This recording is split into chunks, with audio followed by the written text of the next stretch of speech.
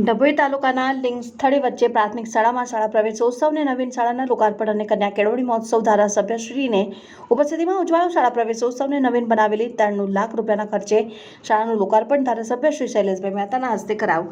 ત્યારબાદ આંગણવાડી બાલવાટિકાને ધોરણ 1 નામ મળીને કુલ 11 બાળકોને ધારાસભ્યશ્રી તથા મહેમાનો દ્વારા શૈક્ષણિક કીટ આપી શાળા પ્રવેશ કરાવ્યો। આ તબક્કે 5 જેટલા સ્માર્ટ વર્ગખંડોનું ધારાસભ્ય શ્રી શૈલેષભાઈ મહેતાના હસ્તે ઉદ્ઘાટન કરાયું। ત્યારબાદ તેઓએ જણાવ્યું કે સરકારશ્રી દ્વારા અમલમાં મૂકવામાં આવેલ વિવિધ યોજનાઓની માહિતી આપવામાં આવી। ખાનગી શાળાથી સરકારી શાળામાં વાલીઓ દ્વારા અભ્યાસ અર્થે મૂકવામાં આવે છે અને બાળકોને સારો અભ્યાસ મળે તે માટે આધુનિક વર્ગખંડ બનાવવામાં આવ્યા અને રમતગમત માટેનું સુંદર મેદાન પણ બનાવવામાં આવ્યું અને આશારામ આશરે 180 જેટલા બાળકો અભ્યાસ કરી રહ્યા છે। આજે સારા પ્રવેશોત્સવ પ્રસંગે લોકાર્પણ પ્રસંગે તમામને શુભેચ્છાઓ પાઠવી હતી અને કાર્યક્રમમાં મોટી સંખ્યામાં ગ્રામજનો, પંચાયત સભ્યો, નીરવ પટેલ, એસએમસી સભ્યો અને વાલીઓ ઉપસ્થિત રહ્યા હતા અને શાળાના આચાર્યશ્રી દ્વારા કાર્યક્રમની આભાર વિધિ પૂર્ણ કરી કાર્યક્રમને પૂર્ણ કરવામાં આવ્યો હતો।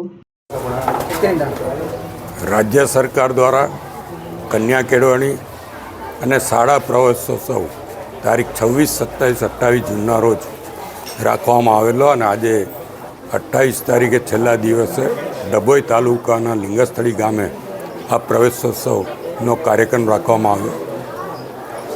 ગામમાં 2000ની વસ્તી છે, 180 જેટલા વિદ્યાર્થીઓ આ શાળામાં ભણે છે। ગયા વર્ષે 20 બાળકોએ પ્રવેશ લીધો હતો, અત્યારે પણ 11 જેટલા બાળકોએ નવો પ્રવેશ લીધો છે। હું તમામને શુભેચ્છા આપું છું, અભિનંદન આપું છું। હવે ધીરે ધીરે ટ્રેન્ડ બદલાઈ રહ્યો છે। ખાનગી શાળાઓમાંથી સરકારી શાળાઓ તરફ વાલીઓ પણ આકર્ષાઈ રહ્યા છે અને પોતાના બાળકોને સરકારી શાળાઓમાં અભ્યાસ અર્થે મૂકી રહ્યા છે।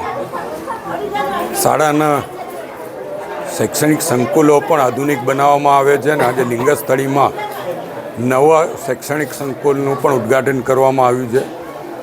93 લાખ રૂપિયાના ખર્ચે અહીંયા શૈક્ષણિક સંકુલ ઊભું થયું છે। 8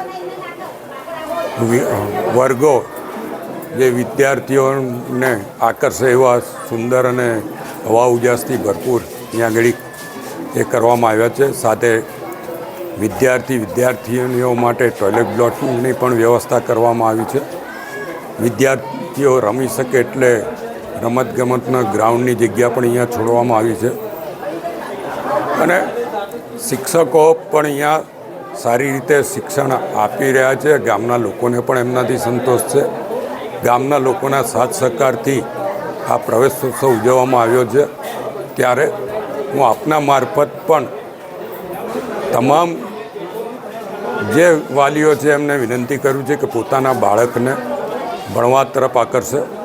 સરકાર તરફથી આ વખતે 33,000 કરોડ કરતાં વધારેનું બજેટ ગુજરાતમાં શિક્ષણ પાછળ ફાળવવામાં આવ્યું છે।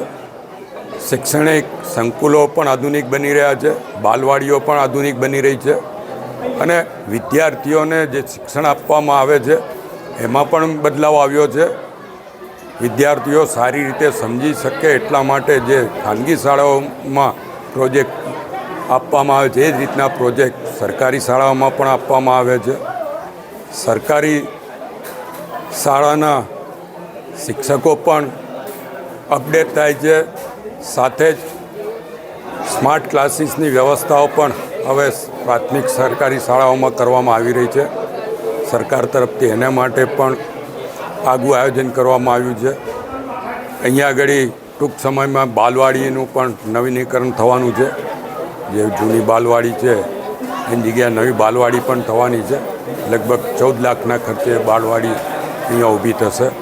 એટલે આ ડભોઈ તાલુકાનું છેવાડાના ગામ કહેવાય એમાં પણ ખૂબ જ સુંદર વ્યવસ્થાઓ સરકાર તરફથી કરવામાં આવી રહી છે। હું આ પ્રસંગે સરકાર વતી જે કંઈ બાળકોએ પ્રવેશ લીધો છે એમના વાલીઓને પણ શુભેચ્છા આપું છું, અભિનંદન આપું છું અને એમના બાળકોનું ભવિષ્ય આ શાળાઓમાં સુરક્ષિત રહેશે એવી ખાતરી આપું છું।